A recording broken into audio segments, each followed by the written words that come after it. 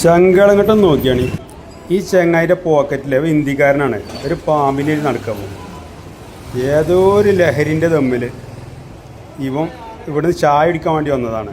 ഇവിടുന്ന് ഒരാൾക്ക് സാധനം എടുത്ത് കാണിച്ചു കൊടുത്ത് അങ്ങനെ പിന്നെ ഇവൻ പോക്കറ്റിട്ട് നടക്കുകയാണ്.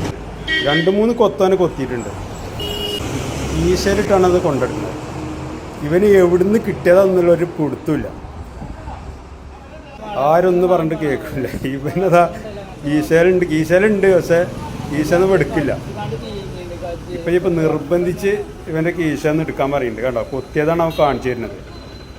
അവൻ്റെ കയ്യിൽ നിന്ന് 2-3 കൊത്ത് കീശ കൈയിട്ടപ്പം തന്നെ കൊത്തിയിട്ടുണ്ട്. എവിടുന്ന് ഇതിന് കിട്ടിയതറിയില്ല. അണലി എന്തൊരു സാധനമാണ് സംഭവം. എന്നിട്ടിപ്പോൾ എടുത്ത് കാണിക്കണ്ടേ അതിനെ. ആ സാധനം നോക്കില്ല, പോക്കറ്റിൽ നിന്നുണ്ടോ 2 കൊത്തിട്ട് 2-3 കൊത്തന്നെ കൊത്തിയിട്ടുണ്ട്. എന്നിട്ട് ഇവ കീശയിലിട്ട് കൊണ്ടെടുക്കുകയാണ്. ഏതോ ഒരു ലഹരി, കള്ളോ കഞ്ചാവോ ഏതാന്നുള്ള അറിയില്ല. ഏതായാലും ആ കീശന്ന് എടുക്കണുണ്ടോ, കീശയിൽ കൈയിടുന്നുണ്ട്. കൈയിടുമൊക്കെ കൊത്തിൻ്റെ സാധനേ. ഇപ്പൊ കീശന്ന് ആ സാധനം എടുക്കണം. അവിടെ നോക്കിയാണ് അതുണ്ടോ. ഇപ്പൊ ആളുകളൊക്കെ പറഞ്ഞപ്പോ അവന് ചെറിയൊരു പേടി കുടിക്കുന്നു. ഇതുവരെ ഒരു പേടിയാനില്ല ഇനി. ഇപ്പൊ ഏതായാലും അവന് ചെറിയൊരു പേണ്ടാവും. കൈ കാണിച്ചു കൊടുക്കണ ചെറിയൊരു പേടി തന്നെ കുടുങ്ങിയിട്ടുണ്ട് ഇപ്പൊ എല്ലാവരും പറഞ്ഞപ്പോ. എന്നിട്ട് പിന്നെ എടുക്കുന്നതാണ് കണ്ടില്ലേ പിടിക്കണത്. ആ സാധനം ചത്തിട്ടില്ല.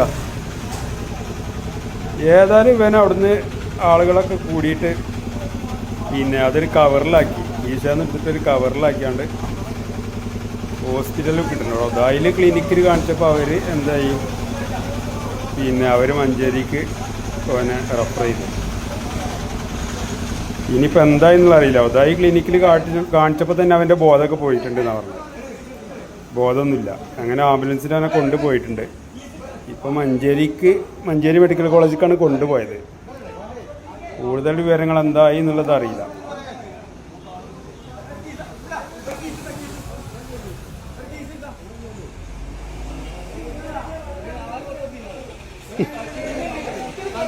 വേദന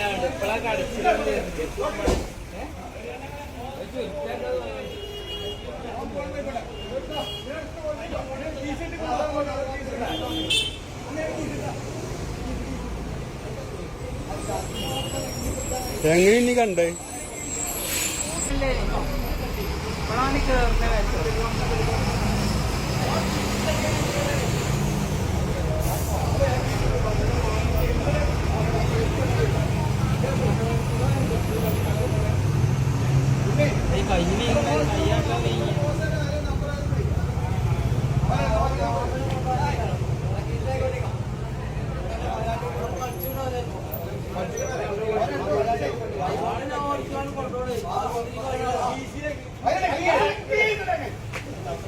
ഇനി ചെയ്യുന്നതാണ്.